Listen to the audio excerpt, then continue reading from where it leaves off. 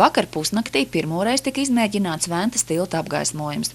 Pirms gada Ziemassvētkos, atklājot tiltu, apgaismojums tika izspēlēts kā šovs.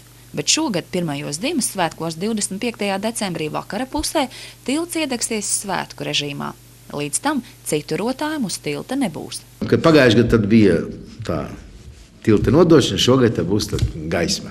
Un mēs arī runājām par to, kā izgaismot to tiltu uz svētkiem, bet tad nolēmām tā. Tad šogad neko nedara speciāli, viss paliek laternas. Un tad uz Ziemassvētkiem parādās, līdz ar to uz jauno gadu, šis tilta izgaismojums, kāds viņš būs. Tur ir svētku un ikdienas. Jā. Un tad nākošais gads arī skatīsies, vai viņu vajag vēl papildus izgaismot saistībā ar Ziemassvētkiem un jauno gadu. Jo nebija pārliecības, ka tas ir vajadzīgs vai tas nebūs par daudz. Kā stāsta projektētājs Denis Kisteļovs, šobrīd tiltam uzstādīti visi gaismas elementi, pievilkti pēdējie kabeļi. 19. oktobrī pusnaktī tika veikta pirmā tilta testēšana. Lāzers un diožu gaismas ir unikālas. Tādas ir Baltijā vienīgās. 4 režīmi tiks vadīti automātiski no pults, kas atrodas kapteiņa dienestā. Viens režīms paredz ikdienas apgaismojumu, cits svētku, vēl cits pacelta tilta apgaismojumu.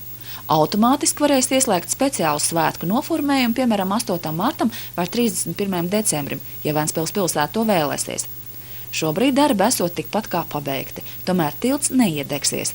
Jāgaida 25. decembris, pirmie Ziemassvētki.